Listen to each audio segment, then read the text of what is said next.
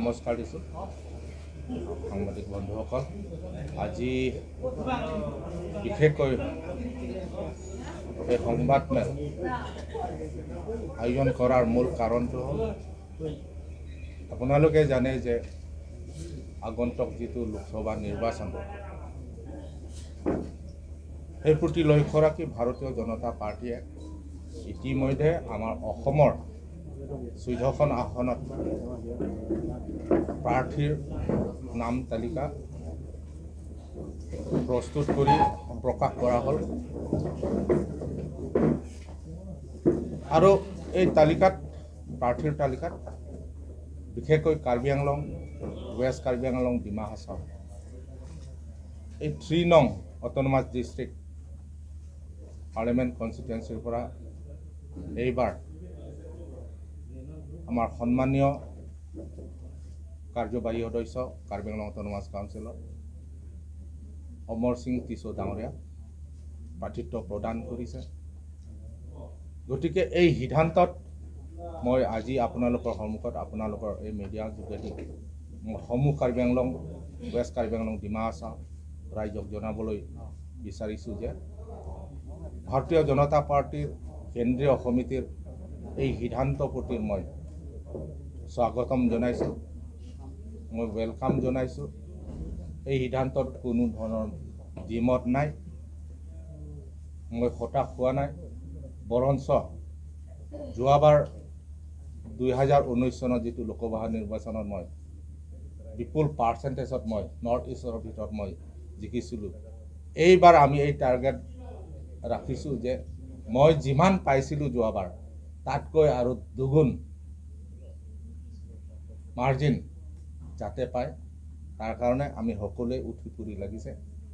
আমাৰ district president killing ডাঙৰীয়াৰ পৰা আৰম্ভ কৰি আমাৰ টিম কাৰ্বি আংলং নেতৃত্ব দিয়া, সবল নেতৃত্ব দিব পৰা কাৰ্বি আংলং অট'নমাছ কাউন্সিল মুখ্য কাৰ্যবাহী সদস্য ডক্টৰ তৰিৰাম লংহাং ডাঙৰীয়া, আমাৰ বিধায়কসকল আছে, আমাৰ কাৰ্যকৰ্তাসকল আছে, সকলোৱে আমি একত্ৰিত হৈ অমৰ সিং টিছো ডাঙৰীয়াক এইবাৰ 3 লাখ ভোটৰ ব্যৱধানত আমি জয়যুক্ত কৰাবলৈ আমি কাম কৰা আৰম্ভ কৰিম।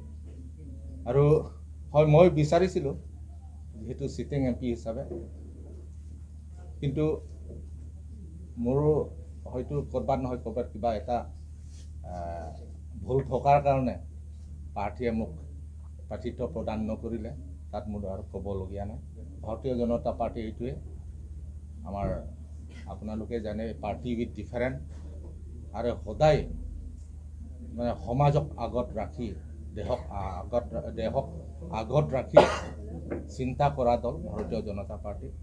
গতিকে আজি মই আপোনালোকৰ মাধ্যম যোগেদি এইটোৱে ক'ব বিচাৰিছোঁ যে যিসকল মোৰ বন্ধু শুভাকাংক্ষীসকল আছে, আমাৰ ভাৰতীয় জনতা পাৰ্টীৰ কাৰ্যকৰ্তাসকল আছে, মোৰ বন্ধু বান্ধৱীসকল আছে, যিসকলে আশা কৰিছিল যে হৰেণ সিংবি পুনৰ টিকেট পাব, মোৰ বন্ধু পাব, মোৰ দাদাই পাব, তেওঁলোকে যিটো আশা কৰিছে সেই আশামতে নহ'ল। গতিকে তেওঁলোকে হয়তো হতাশ হ'ব পাৰে। সেইকাৰণে হতাশ নহ'বলৈ কাৰণে মই আজি আপোনালোকৰ যোগেদিয়ে মোৰ মনৰ কথা, অন্তৰ কথা মই খোলাখুলিকৈ মই প্ৰকাশ কৰিছোঁ যে আপোনালোকে দুখ কৰিব নালাগে, যে ঈশ্বৰে যি কৰে ভালে কৰে, আৰু মই পাৰ্টীত আছোঁ, মই নিষ্ঠাৰে কাম কৰি আহিছোঁ আৰু ভৱিষ্যতেও মই ভাৰতীয় জনতা পাৰ্টীত নিষ্ঠাৰে মই কাম কৰি যাম, সেই মই আশ্বাস দিছোঁ। গতিকে আহ্বান কৰিছোঁ 3খন জিলাৰ বাসীসকলক যে অহা এই লোকসভা নিৰ্বাচনত যাতে আপোনালোকৰ বহুমূলীয়া ভোটটো আমাৰ সকলোৰে শ্ৰদ্ধাৰ আমাৰ বিজেপিৰ প্ৰাৰ্থীৰ অমৰ সিং টিছো ডাঙৰীয়াক আপোনালোকৰ বহুমূলীয়া ভোটটো আপোনালোকে দিব বা মৰম আশীৰ্বাদ দিব বুলি মই আশা কৰিছোঁ। হৈ গ'ল হৈ যাব পাৰে।